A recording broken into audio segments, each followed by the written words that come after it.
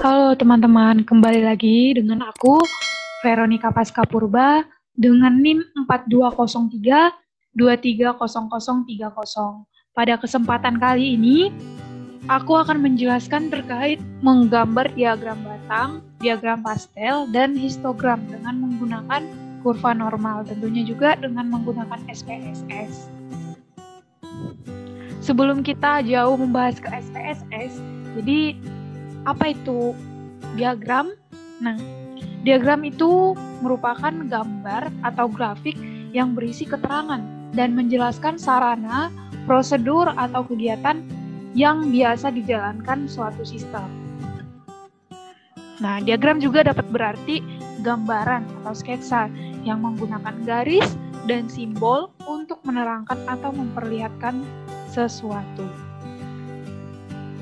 Jadi, diagram ini merupakan suatu gambaran data yang telah diolah sedemikian rupa menjadi sebuah grafik. Diagram ini juga berupa nominal, skala, ataupun data-data statistik. Nah, diagram ini terbagi menjadi 3, yaitu ada diagram batang, diagram pastel, dan juga grafik histogram. Nah, apa itu diagram batang?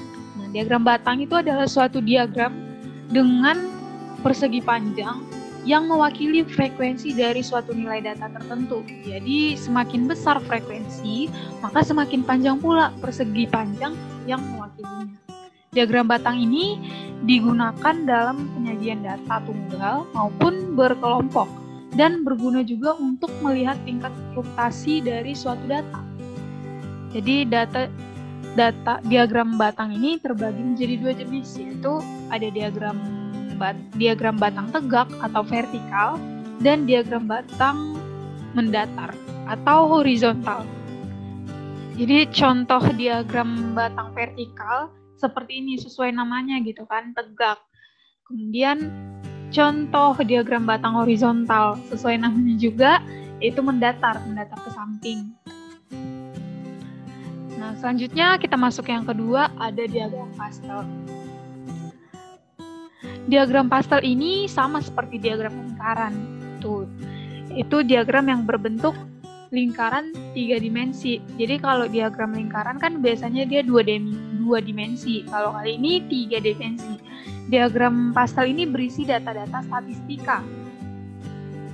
Kemudian dari segi fungsinya, diagram pastel biasanya digunakan untuk menunjukkan perbandingan dari suatu data terhadap keseluruhan data dalam ilmu statistika. Nah, contohnya seperti ini kan. Misalnya ada data yang bernilai 100, itu jumlah siswanya ada 5. Yang nilai 80 sampai 99 ada 15 dan selanjutnya. Jadi data ini disajikan dalam bentuk persentase. Nah, dia berbentuk lingkaran tapi nampak gitu kan, ini 3 dimensi. Kemudian ada grafik histogram. Jadi dalam ilmu statistika, histogram itu adalah representasi grafis atau diagram yang mengatur dan menampilkan frekuensi data sampel pada rentang tertentu. Frekuensi data yang ada pada masing-masing kelas itu direpresentasikan dengan bentuk grafik, diagram batang, atau diagram kolom. Jadi, prinsip kerja dari grafik histogram adalah dengan menjadikan sekumpulan data sampel penelitian menjadi bentuk visual yang mudah ditafsirkan dengan mengambil titik data, kemudian mengelompokkannya ke dalam rentang yang logis. Grafik histogram ini dibuat berdasarkan satu kelas interval pada sumbu horizontal berupa frekuensi yang absolut dengan frekuensi relatif atau presentase berada pada sumbu dari vertikalnya. Jadi artinya angka yang terdapat pada sumbu vertikal itu menyajikan hasil observasi dari tiap kelas sampel data penelitian yang diuji. Nah, grafik histogram ini juga memiliki kelebihan atau keunggulan sebagai berikut. Yang pertama adalah menetapkan apakah suatu proses itu berjalan dengan baik atau tidak. Kemudian, untuk mendapatkan informasi tentang performa di masa sekarang. Yang terakhir itu mengembangkan pengukuran dan peningkatan proses. Oke, jadi kita boleh langsung masuk ke SPSS-nya. Saya sudah memiliki data terkait 10 siswa tentang nilai UTS dan nilai UAS. Jadi kita boleh pilih menu analis, kemudian deskriptif statistik, kita pilih frekuensi. Nah, kita kan mau coba nilai UTS-nya dulu saja gitu kan. Nilai UTS-nya saja. Kita pilih menu chart. Jadi di sini ada bar charts. Bar charts itu merupakan diagram batang, pie charts merupakan diagram lingkaran, kemudian ada histogram. Kita pilih bar charts dulu ya untuk diagram batang. Selanjutnya ini ada chart values. Jadi ini nanti bisa menampilkan frekuensi, bisa juga presentasinya.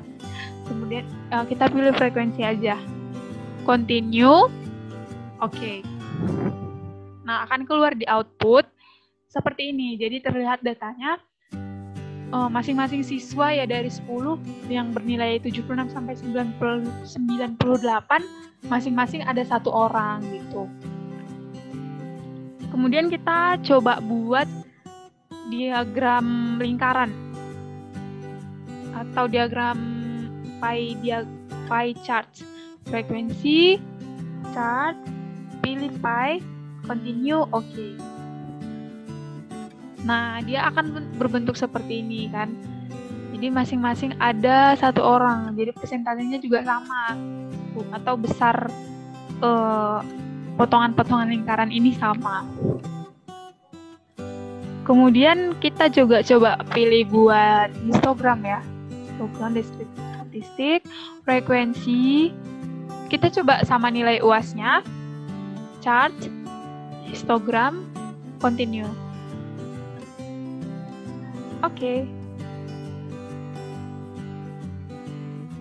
Karena kita tadi kan ada pilih frekuensi gitu kan, jadi keluarlah tabel frekuensinya. Nah, ini dia histogramnya, histogram dari UTS dan histogram dari UAS. Nah, misalnya kita mau coba gitu ubah warnanya, kita boleh pilih klik 2 kali, kemudian muncullah tab chart editor. Jadi kita klik grafiknya ini juga, kan nanti langsung ada terlihat perbedaannya, ada garis kuning yang mengelilinginya.